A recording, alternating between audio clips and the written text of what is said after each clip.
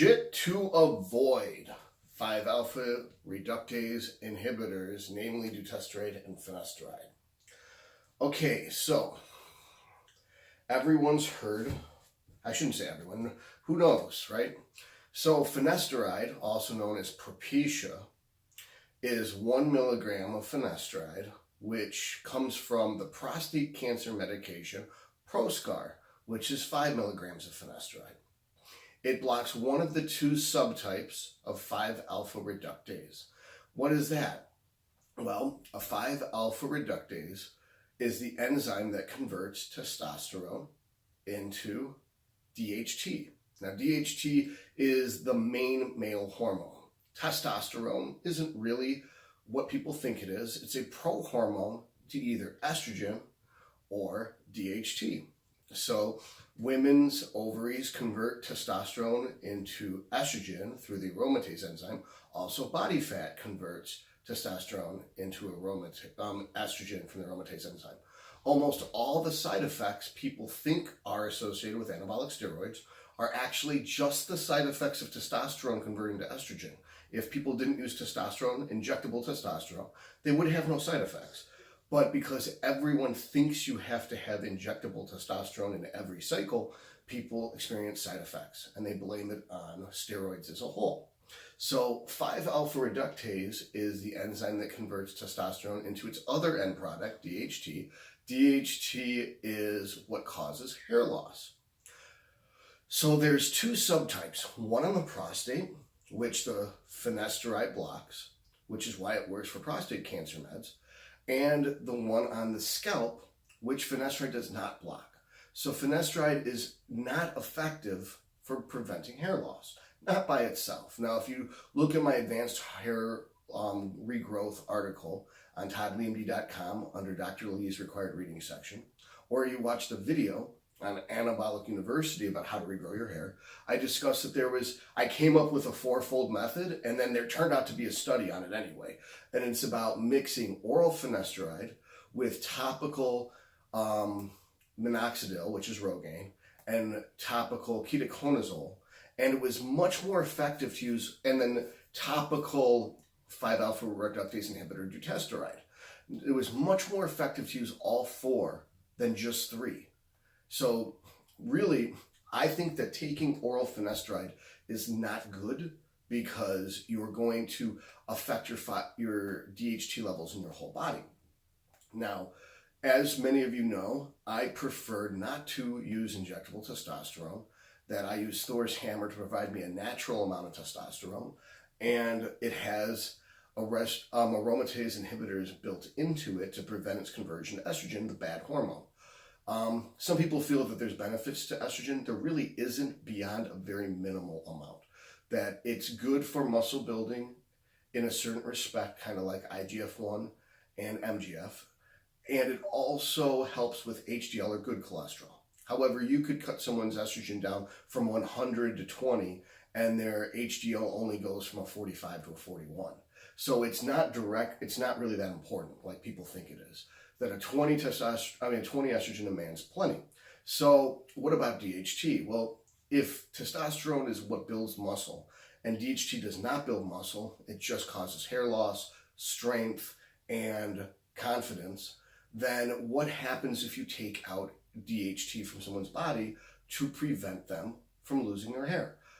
They become more feminine because the balance of estrogen to DHT changes. By preventing testosterone converting to DHT, more testosterone converts to estrogen. So the person's behavior becomes more feminine. This isn't so bad with finasteride because it's only 70% effective because there's still the other subtype.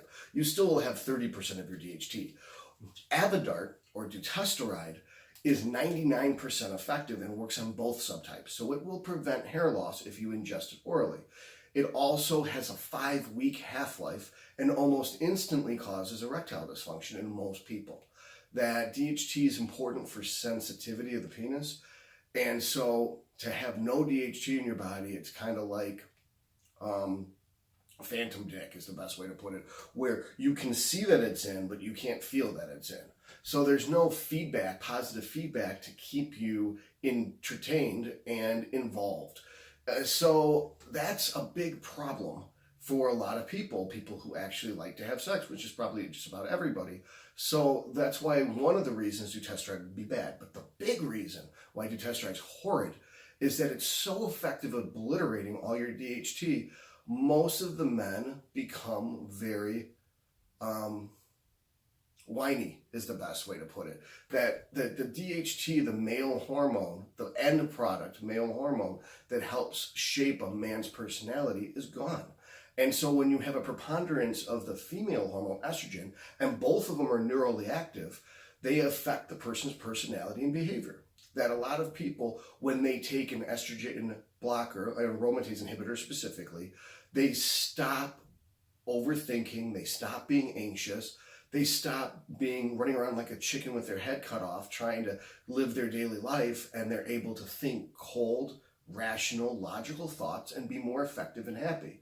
That it's the best thing ever. What's funny is it's very hard to get a man with a super high estrogen to take something to inhibit his estrogen production, because it's very hard to logically communicate with someone with a high estrogen. So it's almost like once they take it, they're like, why the fuck did I resist you for so long?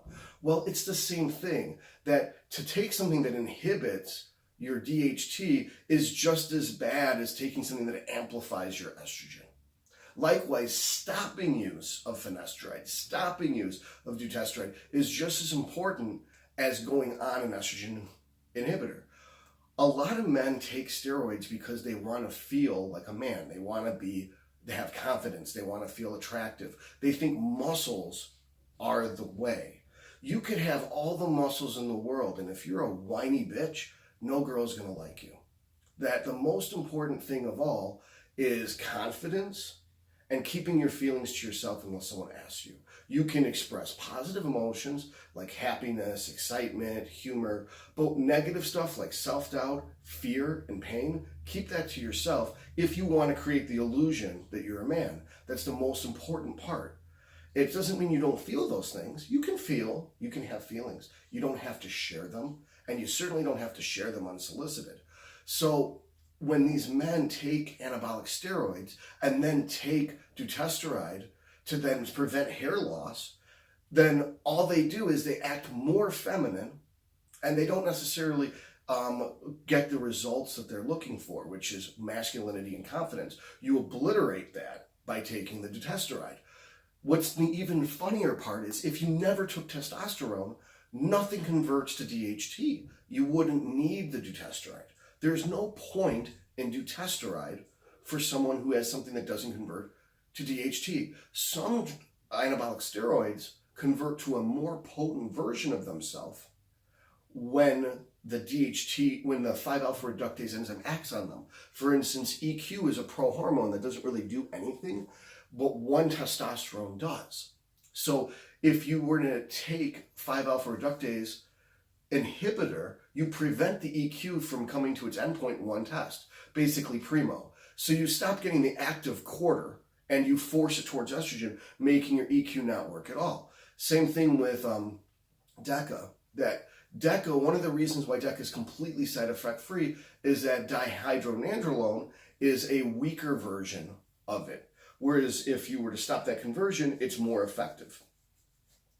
Tren, again, 5-alpha reductase converts to a weaker version of it. So the 5-alpha reductase inhibitor doesn't prevent hair loss. 5-alpha reductase inhibitors prevent hair loss from injecting testosterone. Since testosterone is extremely weak at building muscle, there's no reason to use this shit. If you're trying to grow muscle, then you would use an anabolic steroid that would build muscle directly. You wouldn't use a sex hormone that can convert to something male or something female. And here's the caveat that people never connect.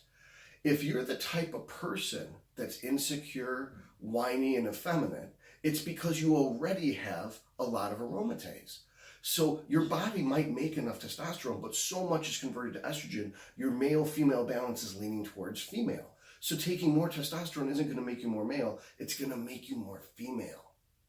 Likewise, you may not have a lot of 5-alpha reductase. So you just don't make a lot of the male hormone from testosterone, so more of it's siphoned off into female. So if you're a type of guy who feels that or people make fun of you because you're very feminine or you act like a girl or you're whiny or you're insecure or you're anxious, taking testosterone specifically is going to make it worse. So don't do it. That you can't inject something in your body that makes you confident.